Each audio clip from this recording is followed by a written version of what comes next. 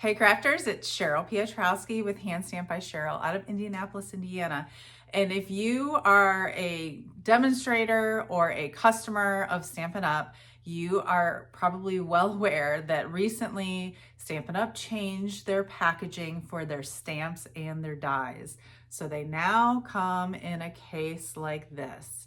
And I will tell you that it took me a couple of months to try and evaluate and take a step back and think about how I might update my systems. Because if you know me, you know I love storage and organization, but I wanted to make sure that the system was going to work for me. So it's taken me a little bit of trial and error. So if you are still trying to figure out what you're doing, or if you're looking for a way to improve how you store and organize your stamps and dies, make sure you check out my video and take a look at the description below where you can find lots of links.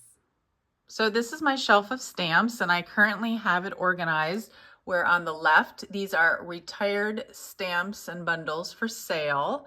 And then in the middle are my retired stamps that I do not want to sell. And then over here on the right is my current section.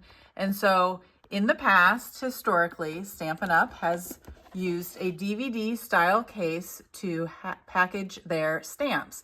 And I personally love this packaging because DVD size is easy. It fits on the shelf, which is a DVD designed for DVDs.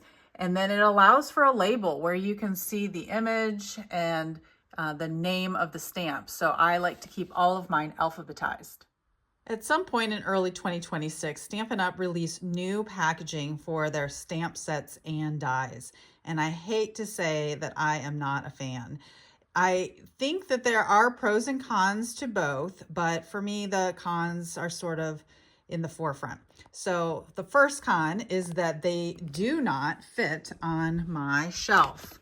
So I could probably adjust the shelves, but it's just not a typical size. It's bigger than the DVD case. So if you want to measure it, it's 9 inches tall and about a little over 5.5 inches wide. I think the positives are that both the stamps and the dies are now in the same case. And so that definitely makes it easier and on the eye because I like everything to be uniform. I think another positive is that the dies now have a picture on the front.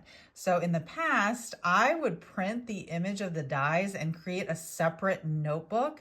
So I had images that way, and then I would flip through the notebook trying to find what I wanted. So I definitely think there are some pros to this.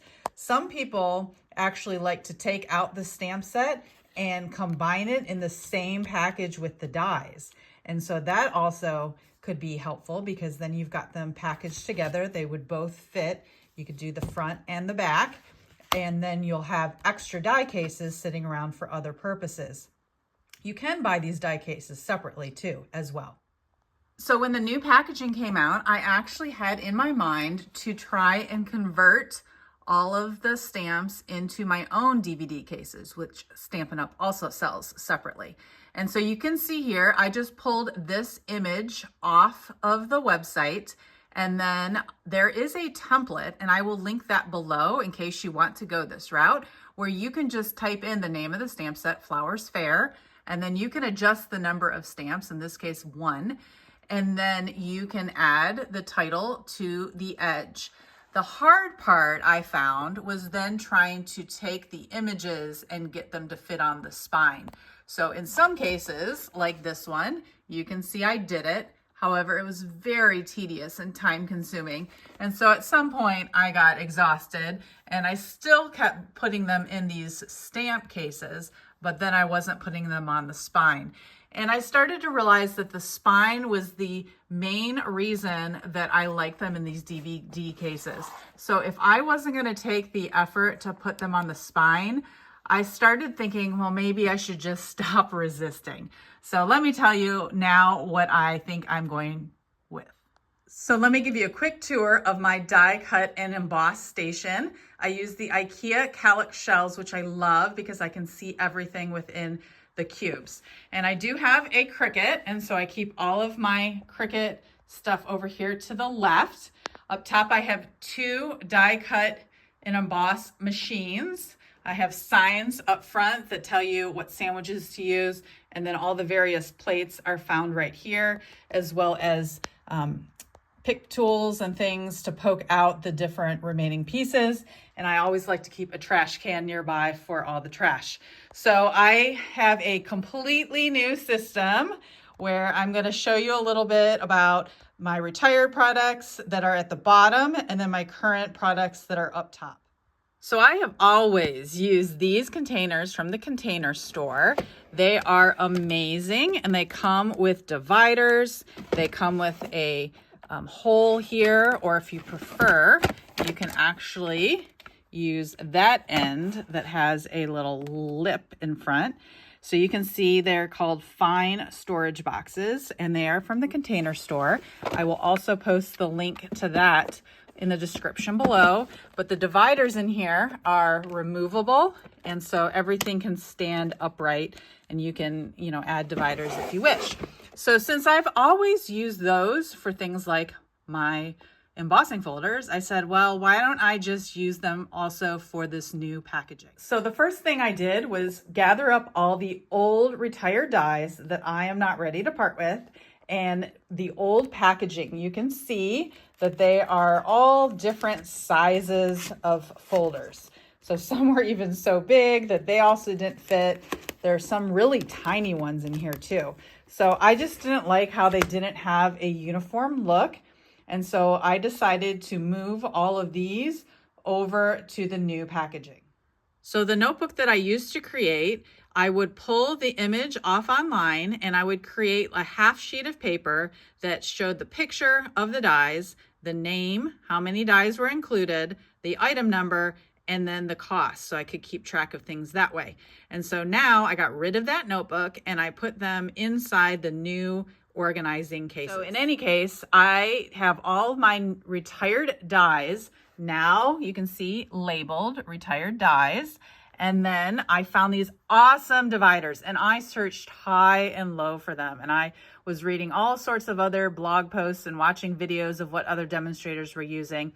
And the ones that they used did not fit into these plastic organizers boxes. So I finally found some on scrapbook.com, and I will post a link below. They come in a pack of 12, and I basically would use 1 pack per, set. So each one is grouped A, B together, then C, D together. So if you wanted to, have one just for the A's and one for the B's, you would have to order more than 1 pack. Some people might want to organize these differently, like by holiday or by words or something like that. But for me, I like them alphabetical. I also have everything cataloged in Airtable database, and so that also makes alphabetical easier for me. So you can see I've got the divider and then all of the dies. So if they are retired at this point, they're going to be, using the piece of paper that I had in my old notebook. But moving forward, they will look differently. So up top, I have one for current dies, and there aren't as many up here, but you can see, well, that has actually been around for a while, but branching out is still current. And you can see now that's the cutest crew that's still current, and it's in the new packaging. So in any case, I think this is gonna work out well. In terms of my stamps, you can see I have current stamp cases. I didn't say current stamps because I'm still not convinced that I want to keep the stamps in here. So you can find a current stamp, but it's just the empty case. And notice I still price it because I like to have that. But there is no stamp in here. This is just the case. And then I created a bin for the last chance stamps and dies, which I lumped together. And then I also have some non-Stampin' Up! Dies. So you can see here, last chance, you can see good luck is in that category on our website, which is basically our clearance rack. And then in the back, I have some non-SU dies that I use the same pulling images off of the website and how many dies are included and the cost that I paid for them, just in case I ever get rid of them. So up top, you can see here are all of my current products. And then down below are now all the retired dies, the retired stamp sets, and retired embossing folders. Now, before I get into the new hot foiling system, you're probably wondering, well, where are your dies? Because in the past, I was using Stampin' Storage magnet cards put in some clear pockets. And I decided to totally change that up. So let me show you what I am doing now. So the envelope, I actually took the flap and tucked it in between the magnets. And that way, the new magnets I'm using, you can easily pull out. So these are from Amazon, and I bought them in a big pack, a bulk pack of 8.5 by 11. And then I cut them down. So basically you'll get 2 magnet sheets out of 1 sheet of 8.5 by 11. And they are not as strong as what I was using with Stampin' Storage. They're a lot thinner. They actually have adhesive on the back, but I just left that sheet on there because I'm not sticking it to anything. And it's just, they're not as strong, like I said, and it's, you know, they're bendable, and it's not as sturdy, but at the same time, it works just fine. I can see the dies, and then I can flip over here to make sure that all 10 are there, and so I have everything that I need. And now I am saving a lot of space by keeping them in this case instead of the organizer that I had before with the heavy duty magnets. So I really wanted to keep my new hot foiling system over here at the die cut station. There are outlets over here as well. And I decided, I've looked at lots of different organizers that people are making, especially using their 3D printers. And I have decided to just keep using these awesome containers from the Container Store. So this one is smaller than the other ones that I'm using.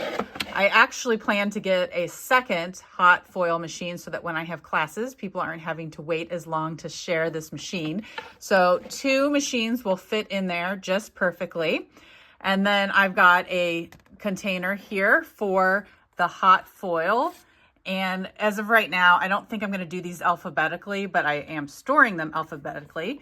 So what's cool about our hot foil dies, keep in mind, first of all, they have to be used with our Stampin' die cut machines, but we include some stamps like the Botanical Glow. So technically I could keep my stamp set over with the other stamp sets. However, it goes with these dies. And so I could combine these packagings, but I decided to just keep them separate. So anyhow, I have them alphabetical, and you can see the hot foil dies are in gold. So that means those are meant for hot foiling. And then if they are dark like this, there's also a die that goes with it. So when you flip it over, you can see that this is for hot foiling. And then after you do your hot foiling, these are the dies that cut out the hot foiling. Now this one actually also includes some stencils, so I just put those stencils together. But here's another example, sneak peek of a class that will be coming soon. So you've got the gold means the hot foiling, and then the dark means the dies. So this one was a little tricky to try and get them all in together, but I was able to do it. So in any case, I'm keeping all of my hot foiling products over here separately. And then you might be asking, well, where are you going to keep your hot foil? And so I am embracing the old wood mount stamp cases. I still have some left. And so I found that they store 6 rolls of hot foil perfectly. And then it just tucks right there. And right now we only have 3 colors. And when you buy a color, it comes with 2 rolls per pack. So this is 3 packs that I bought, and we will be coming out with more colors, but we don't have them yet. And so when we get more colors, I might just store them like this, and then I can keep multiple rolls there. And then I also in the back just have the electrical cords because I don't have it plugged in quite yet. But anyhow, we'll adjust as I start adding more and growing this section. But I love just having it all contained in this Hope you found something in my video that was helpful, maybe something you could put into practice. If you have any questions, send me a message or post a comment below. I would love if you like, follow, and subscribe to my YouTube channel, and happy crafting.